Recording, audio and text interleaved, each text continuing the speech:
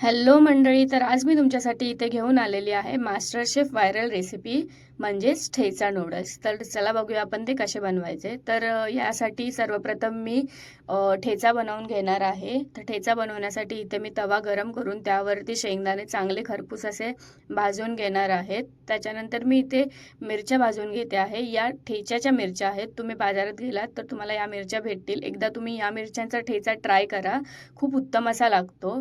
मी पहिले मिरच्या अशाच भाजून घेतलेल्या आहेत. त्यानंतर थोडंसं मी ऑइल टाकून त्या मिरच्या चांगल्या भाजून घेतलेल्या आहेत. जास्तही आपल्याला या मिरच्या करपवायच्या नाही आहेत. थोडंसं अगदी असे चट्टेपर्यंत मिरच्या भाजून घ्यायच्या आहेत.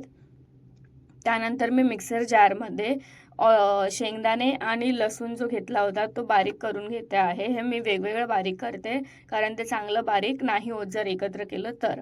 आता मी मिरच्या बारीक करून घेतलेल्या आहेत आणि ते मी शेंगदाणे आणि लसूण जे बारीक केलेलं होतं ते आणि मिरच्या एकत्र करून घेणार आहे आणि त्यामध्ये चवीनुसार मीठ घालून घेणार आहे. याची डिटेल रेसिपी मी माझ्या चॅनलवर ऑलरेडी अपलोड केलेली आहे, ती जाऊन तुम्ही बघू शकतात आणि मला कॉमेंटमध्ये नक्की कळवा की तुमचा ठेचा कसा झाला होता.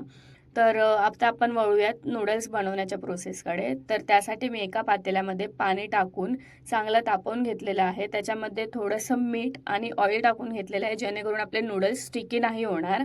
आणि यामध्ये मी आता चिंग्सचे नूडल्स वापरत आहे जे की चांगले पातळ असतात आणि खायला चांगले लागतात पातळ असल्यामुळे. तुम्ही कुठल्याही दुसऱ्या ब्रँडचे नूडल्स वापरू शकतात आणि हे पातळ असल्यामुळे याची कुकिंग प्रोसेससुद्धा कमी आहे. अगदी 1 ते 2 मिनिटात हे नूडल्स शिजून जातात चांगले.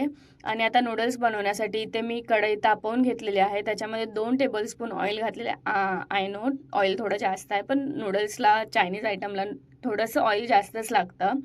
त्याच्यानंतर मी इथे कांदा आणि शिमला मिरची थोडंसंच भाजून घेतलेलं आहे जेणेकरून त्याचा क्रंचीनेस राहील. नूडल्समध्ये भाज्या ज्या असतील त्या थोड्याशा क्रंचीच चांगल्या लागतात. तुम्हाला हवं त्या भाज्या तुम्ही याच्यामध्ये टाकू शकतात.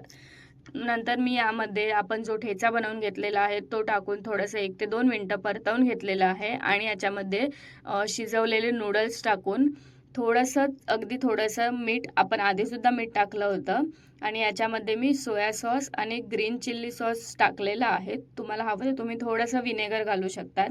बाकी कुठलेही सॉसेस याच्यामध्ये टाकायची गरज नाही आहे. फक्त एवढ्या इन्ग्रेडियंटने हे नूडल्स खूप चांगले होतात. आणि हे नूडल्स खाऊन बघितल्यावर मला कळालं ही रेसिपी एवढी व्हायरल का झाली होती. तुम्हीसुद्धा ट्राय करा आणि मला कॉमेंटमध्ये कळवा. आणि चॅनलला सबस्क्राईब, लाईक आणि शेअर करायला विसरू नका. Thank you for watching.